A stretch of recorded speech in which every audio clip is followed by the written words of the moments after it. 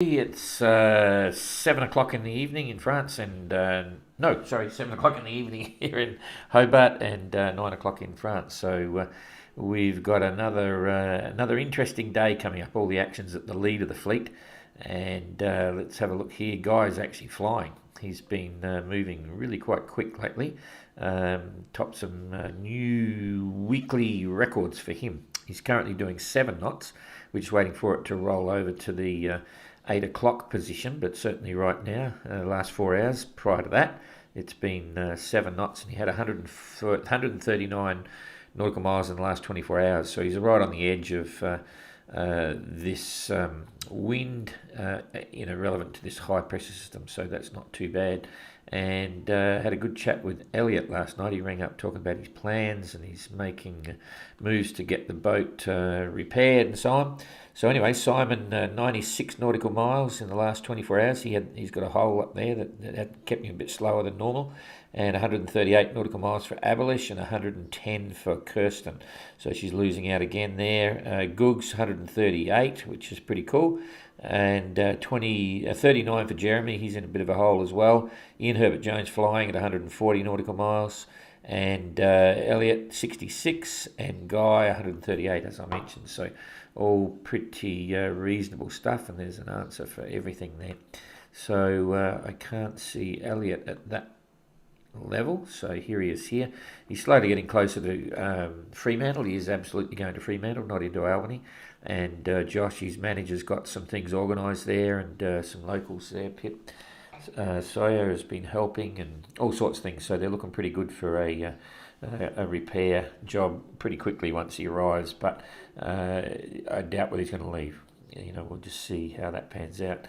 Anyway, let's roll this weather through for 24 hours. So this time tomorrow, Guy's got plenty of breeze. Elliott's got plenty of breeze as well. In fact, he'll pick up a bit. And because it's coming from the southwest, he'll be able to head more direct to Fremantle. So that's pretty cool. No one's worried about that. We come forward another day to the 13th. Again, Elliott's got plenty of breeze. That'll just be riding him up nicely up the coast, and Guy's the same. He'll end up in a northwesterly. He'll be a little bit the other side of that. So the next 2 days are pretty good for them, and we come forward again to the 14th. Guy's going to slow down a bit. He's going to have a slight southerly, and Elliott will probably also be in a little narrow hole, but that won't last long. So no bad weather anyway. So come back to real time today, and we're looking at Herbert Jones. He's rolled over to the new position at 800 UTC and making 142 nautical miles a day. He's still doing pretty well. 5.9 knots he's got there at the moment. I should build that up. Sorry, I forgot about that. So and Jeremy's in a very light patch, 1.7 knots. Not a lot going on for him anyway. And Ian is certainly compressing everything. So that's kind of cool. So if we can't see Goog, so we'll just go for these two, and we'll be particularly watching for Jeremy. Let's just check the distance between the two of them first. See what's happening there. Boom, boom. So 350 nautical miles now between the two of them. Ian's absolutely knocked off a few hundred miles in the last week, and Jeremy's still approximately 200 miles from Hobart, and no prospects of some fast speeds at the moment. So we'll toggle this through now every hour and see how we go. So Jeremy's still got light winds. Herbert Jones is going to slow down a little bit. Jeremy's not going to go anywhere in a hurry at all, and this is coming through till tomorrow. So he's got a slight tail end of there, so I think he'll probably do another 40-50 mile day, which will bring him to within about 150 miles. There it is there. That's 24 hours later. You can see there's really not a lot happening. The same with Ian. This is his quiet patch. He's not going to do much at all either. So at 50 miles ahead, he's probably going to be about here somewhere by this time tomorrow, and he'll be still another good day. But anyway, that's 1 day ahead. Let's go through for the next day.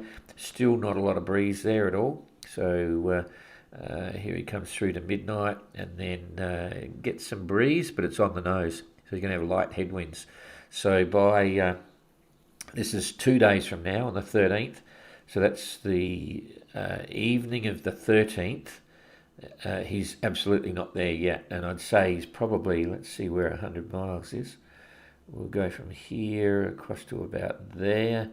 Yeah, so he'll be around about there. So this is 7 o'clock local time on 7 o'clock local time on the 13th, and he'll still have 40, and yeah, he's still going to have 100 miles. Jeepers.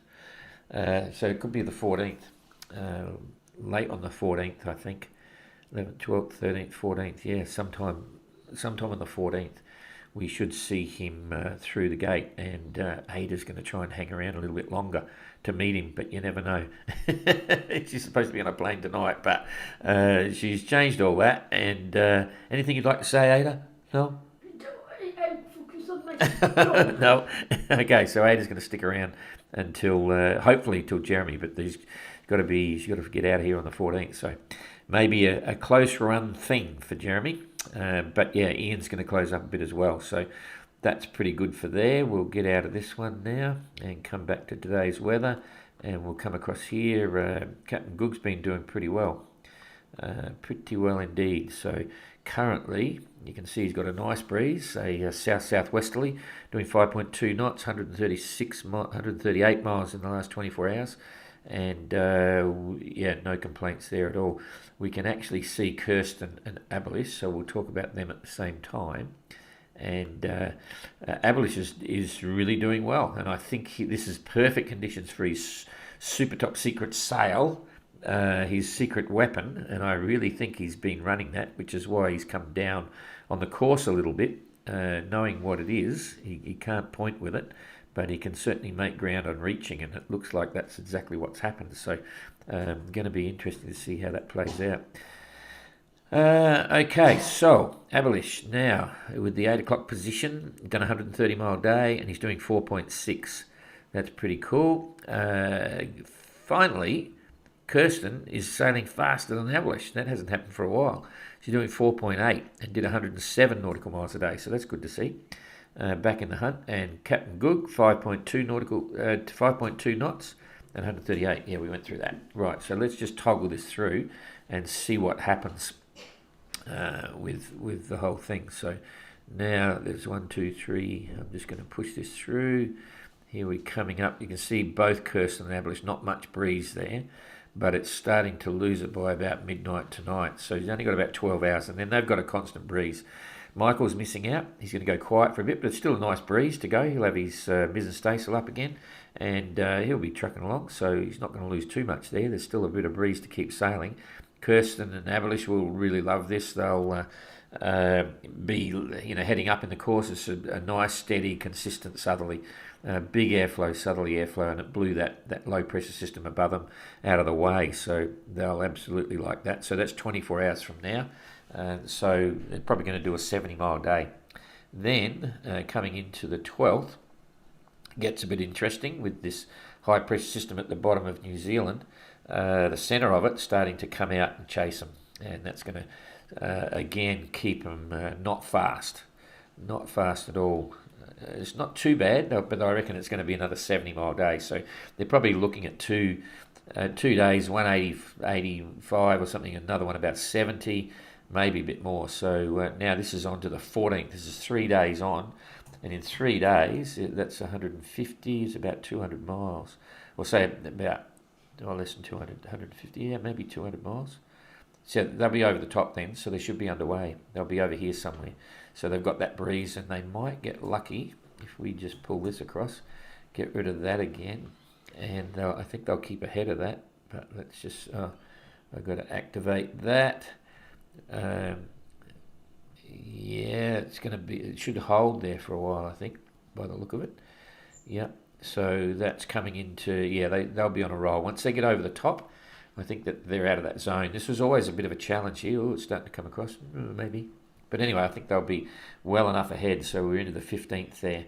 And by then, Goog will be pretty happy as well. He'll be chuffing along in this, so he might get a reasonable run across the bottom of New Zealand and so on. So I'll bring it back to today's weather, and now we'll have a look at what Simon's doing. Simon had his quiet period through here at the bottom of this the high, so he has been going slow, but he'll probably already starting to go again. Yeah, 5 knots. He was doing he was doing 4s, 4.5, stuff like that. So only a 92-mile day, and now doing 5.1. But that's the end of his quiet time. So whereas Kirsten and Abolish are going to do 70-mile days, I think you'll see Simon come back in well over 100 miles and so on. So he's going to like that. But let's just see how it pans out. So here we go now.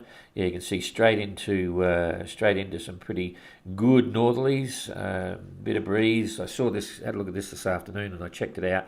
It's just going to miss him. He's going to be a little bit further forward, over to the east rather, and he'll just miss out on the worst of this. It's going to dip underneath. So it's only forecasting sort of 30 knots, gusting 40 and so on, but that'll keep him moving well. I don't think he'll get pushed down towards the zone. There's enough there. It's only going to last about 8 hours. He'll be through it, and then he comes into some more consistent breezes. This is now 3 days ahead, 2 days ahead rather. So in that 2 days, he'll be doing 130, 140 mile days. So he's going to be, he'll gain another 100 miles or more out of this on the split with Kirsten and Abolish. So what's that mean? Okay, so at the moment, to Abolish, there's 860 miles. I think he'll be touching on 1,000 miles ahead within the next few days, by the look of that. Certainly 950. That's only giving him a 90 miles jump, and I think he'll easily get 120 miles or so. So that's going to put him up in a pretty interesting position. It's not all over though. There's a lot to do when you get around the bottom of Cape Horn and heading up to the equator, and the Southern Ocean's still not over. Anything can happen. So watch this space.